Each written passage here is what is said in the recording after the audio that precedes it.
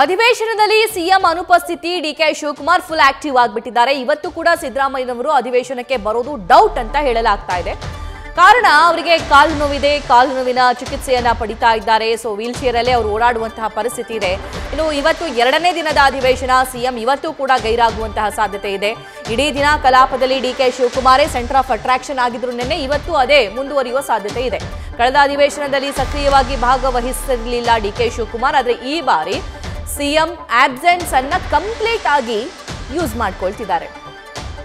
Live details ನಮ್ಮ political correspondent Shivaprasad ಈ ಬಗ್ಗೆ ನೀಡ್ತಾ ಹೋಗ್ತಾರೆ. ಶಿವಪ್ರಸಾದ್, ಸಿದ್ದರಾಮಯ್ಯನವರ ಆಬ್ಸೆನ್ಸ್ ಅನ್ನ ಡಿಕೆ ಶಿವಕುಮಾರ್ ಅವರು ಹೇಗೆ ಉಪಯೋಗಿಸ್ಕೊಳ್ತಾ ಇದ್ದಾರೆ ಅಂತ?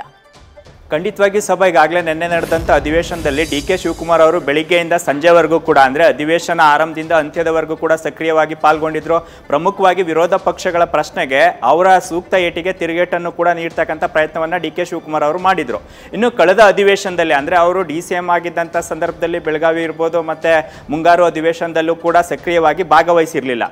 ಸದ್ಯ ಈಗ CM ಸಿದ್ದರಾಮಯ್ಯ ಅವರ ಅನುಪಸ್ಥಿತಿಯಲ್ಲಿ ಖುದ್ದು ಡಿಕೆ ಶಿವಕುಮಾರ್ ಅವರೇ ಅಧಿವೇಶನದ ಇನ್ಚಾರ್ಜನ್ನು ವಹಿಸಿಕೊಳ್ಳೋದ್ರ ಜೊತೆಗೆ ಸೆಂಟರ್ ಆಫ್ ಅಟ್ರಾಕ್ಷನ್ ಆಗ್ತಾ ಇದ್ದಾರೆ. ಇನ್ನು ಪ್ರಮುಖವಾಗಿ ಬಿಜೆಪಿ ನಾಯಕರ ಪ್ರಶ್ನೆಗೆ, ಅದರಲ್ಲೂ ಗೃಹ ಇಲಾಖೆಗೆ ಸಂಬಂಧಿಸಿದ ಪ್ರಶ್ನೆಗೆ ಖುದ್ದು ಡಿಕೆ ಶಿವಕುಮಾರ್ ಅವರೇ ಗೃಹ ಸಚಿವರ ಅನುಪಸ್ಥಿತಿಯಲ್ಲಿ ಉತ್ತರವನ್ನು ಕೊಡೋದ್ರ ಮುಖಾಂತರ ಸರ್ಕಾರವನ್ನು ಸಮರ್ಥವಾಗಿ ಸಮರ್ಥಿಸಿಕೊಳ್ತಕ್ಕಂಥ ಪ್ರಯತ್ನದಲ್ಲೂ ಕೂಡ ಇದ್ದಾರೆ. ಇನ್ನು ಇವತ್ತು ಕೂಡ ಸಕ್ರಿಯವಾಗಿ ಅಧಿವೇಶನದಲ್ಲಿ ಭಾಗಿಯಾಗ್ತಾರೆ. ಇನ್ನು ಸಿದ್ದರಾಮಯ್ಯ ಅವರು ಅವರ ಅನುಪಸ್ಥಿತಿಯಲ್ಲಿ ಡಿಕೆ ಶಿವಕುಮಾರ್ ಅವರು ಕೂಡ ಈಗ ಸೆಂಟರ್ ಆಫ್ ಅಟ್ರಾಕ್ಷನ್ ಆಗಿದ್ದಾರೆ.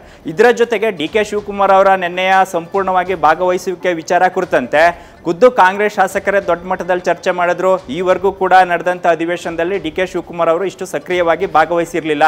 ಅದರಲ್ಲೂ ಪ್ರಮುಖವಾಗಿ ಬಿಜೆಪಿ ನಾಯಕರ ಪ್ರಶ್ನೆಗಳಿರ್ಬೋದು, ಅವರ ಏಟಿಗೆ ತಿರುಗೇಟನ್ನು ನೀಡೋದ್ರ ಮುಖಾಂತರ ಡಿಕೆ ಶಿವಕುಮಾರ್ ಅವರ ಸೆಂಟರ್ ಆಫ್ ಅಟ್ರಾಕ್ಷನ್ ಜೊತೆಗೆ CM ಅನುಪಸ್ಥಿತಿಯಲ್ಲಿ ಇದನ್ನ ಅಡ್ವಾಂಟೇಜ್ ಆಗೂ ಕೂಡ ಡಿಕೆ ಶಿವಕುಮಾರ್ ಅವರು ತಗೊಂಡ್ರು ಎಂಬತಕ್ಕಂಥ ಚರ್ಚೆಗಳು ಕೂಡ ಶುರುವಾಗ್ತಾ ಇದೆ.